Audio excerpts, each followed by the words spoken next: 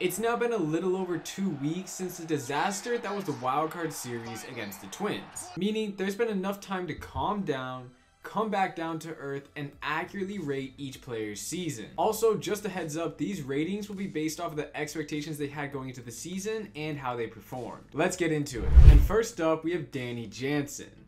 We've seen year after year how well this man can swing the bat and call a game behind the plate. However, over the past 3 years, he has averaged just 76 games played per season. Not too great. Now, this has a lot to do with bad fortune, like getting hit by 10 pitches in just 86 games, and an unfortunate foul ball that broke one of his fingers that held him out for the last month of the season. That's why for Jano, I've given him a C because although he was very effective when healthy, playing in roughly 50% of the games was a big miss on the team and put a lot of stress on the next guy on the list who had to play 26 straight games in September, Alejandro Kirk. Kirky came into the season with high expectations. After all, he was an all-star, had exceptional defense, and was the first catcher in franchise history to win the Silver Slugger award. Now, in 2023, he has remained as an elite defensive catcher, but with the bat, everything has dropped. His average by 35 points, on base by 38, slugging by a whopping 57, and OPS by almost 100. He's a catcher, so those numbers are still fairly solid when comparing it to league-wide production, but given what we saw from him last year, I think it's a big downgrade, and a reasonable reason to give him a B-. I was teetering with a C+, but he really came in clutch in September by filling in for Jano. Moving around the infield, we first have Vladimir Guerrero Jr. Oh, Vladdy. Losing Teo and Lourdes meant that the guys we needed to do their job in the lineup were going to be put under a lot more pressure to perform. And once again, we are at the end of the season talking about Vlad's disappointing year. Offensively, he looked like a shell of himself for most of the season, although he did finish with a respectable 26 home runs and 94 RBIs. But we know he's capable of more, and defensively, he was the worst in baseball, ranking bottom in outs above average, a stat that is often regarded as the most effective at evaluating infielders. Therefore, Vlad gets a C- in my books. Now, onto the man who backed up Vlad. Brandon Belt. When he signed, I was a bit stunned. First of all, we didn't hear all that much chatter surrounding his name in free agency, and then bam, deal done. I was a little hesitant about what to think at the moment, as I'm sure most Jays fans were too, but now at the end of the year, I have to say he was one fun guy to watch. Not only did he lead the team in on-base and OPS, but he exceeded my expectations of playing in 103 games. For only $9 million, I'd say that was a pretty good deal. That's why I've given him a B+. Around the diamond to second base, Biggio, who has been one of my favorite players on the Blue Jays for quite a few years now, and I'm pretty happy that he was able to rebound a little in the second half of the season. After the first half, looked like he was the same old player from his disappointing 2021 and 2022 days. His ability to play in many positions and his left-handed bat makes him a decent platoon option ahead of the next guy on the list, Santiago Espinal, who many think is the most likely name to be traded or at least non-tendered this offseason. Oh, also, Biggio gets a B-. Entering the season, the second base position was up in the air, and the Jays were hoping one of Biggio, Merrifield, or Espinal could take the lead. Unfortunately, that did not happen, and Santi had a rather underwhelming season, although he did have great success later in the year, especially when Chapman went down. Santi filled in him for the majority of games, and he finished the year hitting .311 in his final 31 appearances. With this in mind, I did bump it up a little and decided to give him a C. Next guy on the list is Bichette, who has been without a doubt the best field player the Jays have had for the past 2 years, and with his big improvement on the defensive side, he's made himself a much more well-rounded player than before. Except, I don't know about you, but I feel like we have not seen anywhere close to the best out of him. His knee injury has been bothering for quite some time now, and it really slowed down his second half of the season and brought his average and OPS back down to earth. If we get a full season of Bo being the Bo that we know he can be, then I think a 30 homer, 330 average, and 900 plus OPS season is definitely in the cards for him in the future. A-. At third base, Chapman. I'm lost for words with him.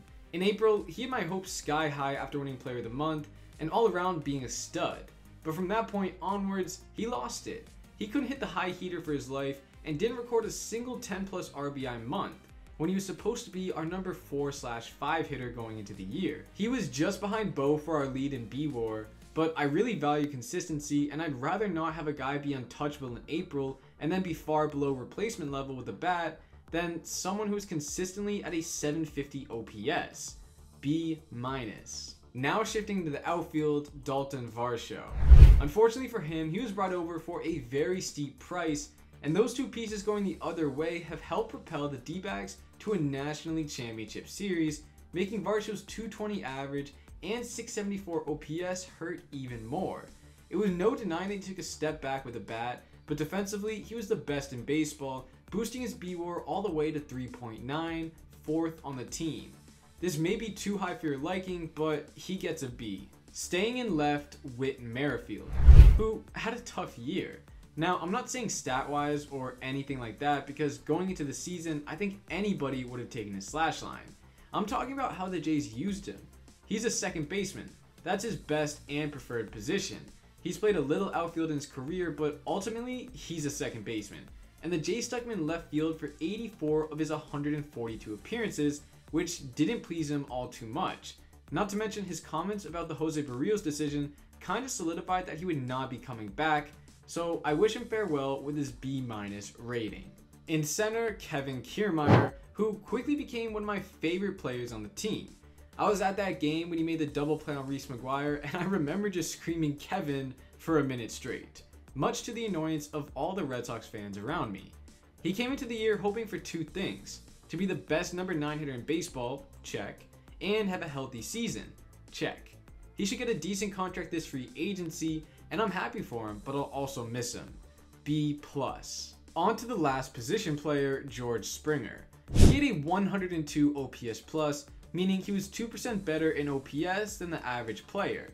That's something. But when you averaged 132 in your 9 years prior, it's going to be met with some groans. And I think I can speak for every Blue Jays fan when I say that he was a big letdown this year. Just like how we needed Vlad to be Vlad with Teo and Lourdes gone, we needed George to be George. He's now 34 years old, meaning it's no shock that he's declined, but this sharp, this fast, I don't think many would have anticipated it. C. That wraps it up for the batters. Now let's head over to the pitchers. But first, if Cosmo catches this ball, you have to like and sub right now. All right, Cosmo, catch it. Oh, what a good boy. Kevin Gausman, along with Bo, I also don't think we have seen the best of. I mean, last year he had that crazy high BABIP that was the worst ever. Now this year he has improved in a lot of aspects, yet his ERA only lowered from 3.35 to 3.16. Offense was up league-wide, so that has something to do with it, but if you watch Kevin Gausman closely, you know that he's capable of being a Cy Young winner and a sub-3 ERA pitcher. Nonetheless, he was still a rock in the rotation. A-. Now on to the other guy who, just like Gausman, got pulled too early in a wildcard game, Jose Berrios. When he had his 5.23 ERA last year, I was scared, because his 7-year, $142 million contract meant he would be staying in Toronto for a while. But this season, he returned to the La Maquina we know he is. Unfortunately, he didn't get to finish his takedown of his former team in Minnesota, but I have to say I'm very pleased with the progress he made this year, and I'm very happy with my investment in his jersey. A-. On to our third starter, Chris Bassitt. He was the pitcher I wanted the Jays to sign last year, and when I got the news that we inked him, I was beyond excited to watch him pitch, and he did not disappoint. Not only did he lead the entire American League in wins, but he was also the first 200-inning season from a Jays pitcher since Marcus Stroman in 2017. He was more than what the Jays had hoped for he could be this season, and I'm going to be giving him the same grade as Kevin Gausman because his ability to go deep into games and win definitely makes up for that 44-point difference in ERA. A-.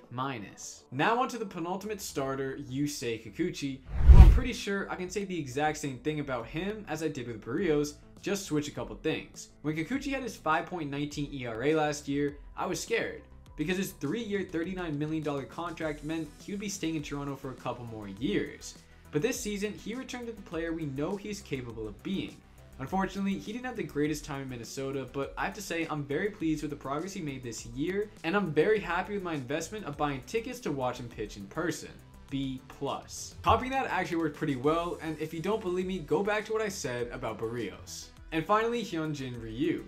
Honestly, his 3.46 ERA in his 52 innings from his return from Tommy John was great, but he looks terrible. And his 4.91 FIP showed that if he pitched a full season, that ERA would most likely go up rather than down. We also left him off the postseason roster for a reason. He could not be trusted. B-. That wraps up the starters. Now on to the relievers, and first up is Jordan Romano. He finished the year 36 of 40 for save opportunities, 90%, was an all-star yet again, and had a solid 2.90 ERA, yet he didn't feel like the Romano we saw in previous years. He allowed a lot more base runners and seemed to be pitching out of a jam many times. A lot of those times are in non-save opportunities, so it's obvious that he can't handle the lower leverage situations. A-. Jordan Hicks was the most impactful deadline ad we made, and he was fantastic with us. Not only did he lower his ERA to 2.63, but he was another guy we could depend on in the highest leverage situations.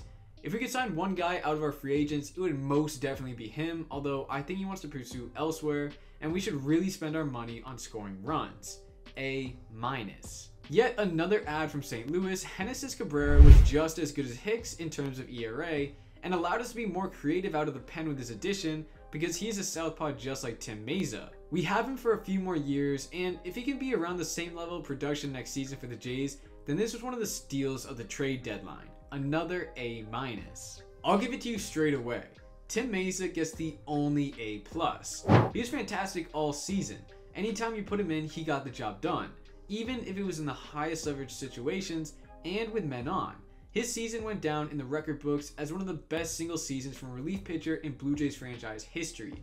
And if you don't already know his story, I highly recommend reading up on it because it's very inspirational. Jimmy Garcia was an interesting guy. He stunk right off the bat, but after May, he was decent before falling off the tracks again in September, aka the most important time of the year.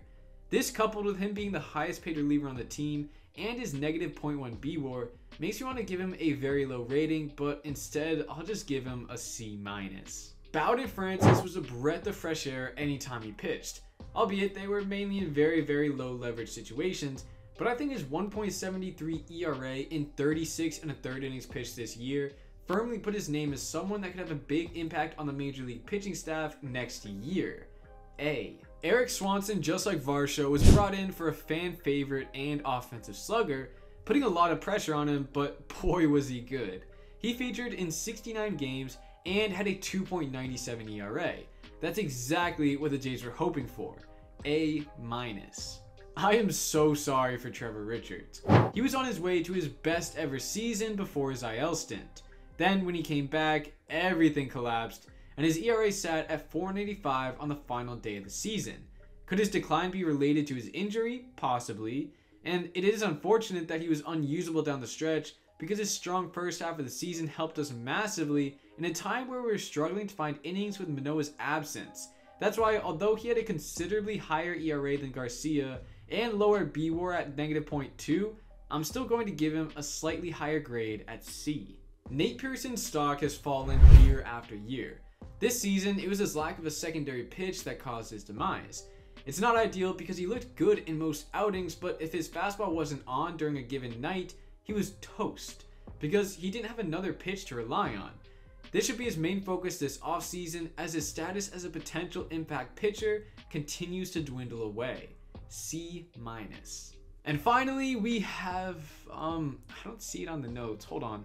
Wait, is that a video of Mitch White pitching? Now a picture? Ugh, wait, those were his stats this year? Oh, okay. F-. There we have it. Those are my ratings for the 2023 season. I did leave some guys off like Jay Jackson and David Schneider because although they had some lengthy spells on the team, it just wasn't too much, but I'll just say they're around A or A-. Now it's your turn to let me know what you think in the comments. I went ahead and put all the players I used in this video in the description, so just copy, paste, and grade away. I look forward to hearing what you guys have to say. And also leave a like and subscribe on this video if you enjoyed. It helps me out a lot to continue to make these videos, and I greatly appreciate it. Alright, thank you, and I'll see you in the next one.